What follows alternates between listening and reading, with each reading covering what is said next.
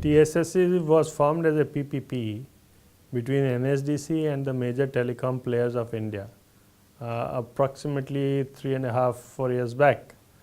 And the major areas of focus was to meet the requirements of skilled manpower of our participating industry in India.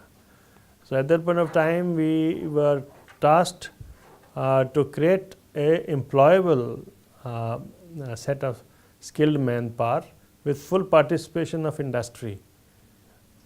In that manner we were born.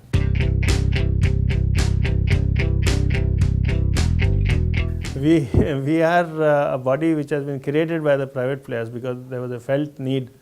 So, obviously the participation of the private industry is very strong, and we are quite heavily now regulated also by the government through the MSDE. So, it is a equal participation of the government as well as of the private players. We do not do anything without taking into account the requirements of an employer. So, if we create, for example, a syllabus, it has to be in concurrence with the employing industry, and employment since is mainly with the private industry today. So, employment generation precedes what we do.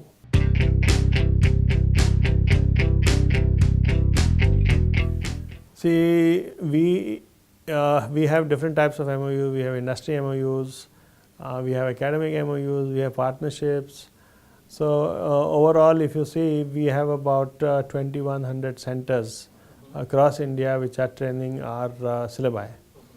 And we have about 37 popular roles which we train on through these partners. We have about 563 odd technical colleges who are our members. So, through them we take our skills to the academic fraternity. 95% of the manufacturing units in India in communication electronics are our members or our partners. 60 to 70% of the service industry are our partners. The reason why I am saying 60 to 70% is because the rest is unorganized sector. So, the unorganized sector is something that comes in bits and pieces individually.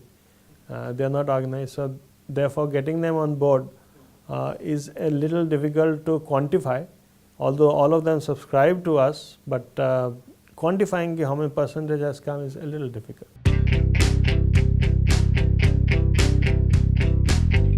See, we have trained approximately 4 lakh people in the last 3 years, and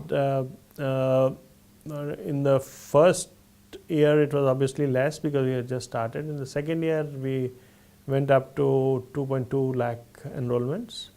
Third year, since the vacancy system was regulated by the NSDC and the MSDE, and in their own priority they thought that telecom skilling has gone far beyond what other sector skill councils have come about. So, we were given a little less of a target, but still we trained about 1 lakh people last year.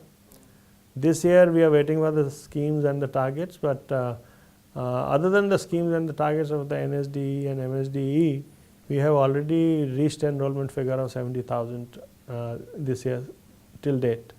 We hope that as and when the schemes start, we will be reaching huge figures, and it's difficult to quantify at this time because it is future, but even without the government schemes which we are anticipating to roll out very fast, we should reach about 1.25, 1.5 lakhs this year.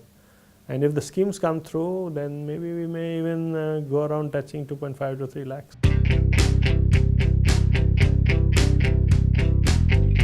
See, awareness is very essential. This is a very important question you brought out, because just having a council and without awareness in the masses is very difficult, and our Honorable Minister keeps insisting on that people should know about it. So, what we have done is that we have divided India into 5 regions, and there are various criteria of dividing this, basically the growth of telecom, and therefore we have regional offices and regional directors sitting in these locations who carry a message forward to academic partners, to training partners, to various people. In addition to that, we have agencies who work with us, who organize seminars with us. With partners we organize a seminar. For example, we organized a seminar along with DOT in Lucknow only a few days back, which was received very well and attended by the Honorable Minister for Communications. So in this manner, we go around telling people what we are and what we do. We also are very active on the social media, and through the social media we have a fair amount of followings where we propagate and we discuss things about skills. So we are trying to use whatever is possible to go through this, but we have larger plans. We are now planning to hold seminars in various regions which will be coupled with employment melas, and very soon we will be rolling out the first one of its kind, maybe in the east. We are trying to do it in Guwahati.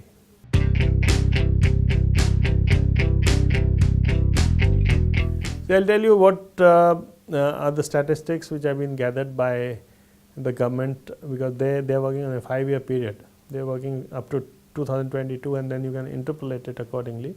If you desire, of course, I can give you the interpolation.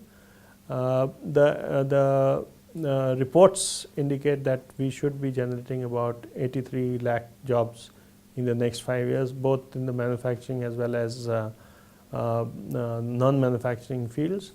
3.37 million jobs in manufacturing and about 5.6 million jobs in the non-manufacturing sector.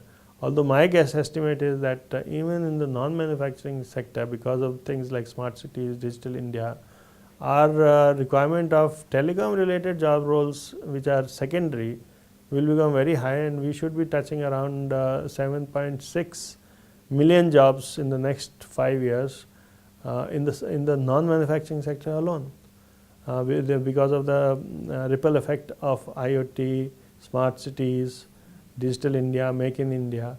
So telecom is going to be a core area in all of this. So keeping that in view, we should be touching about 11 to 12 million jobs.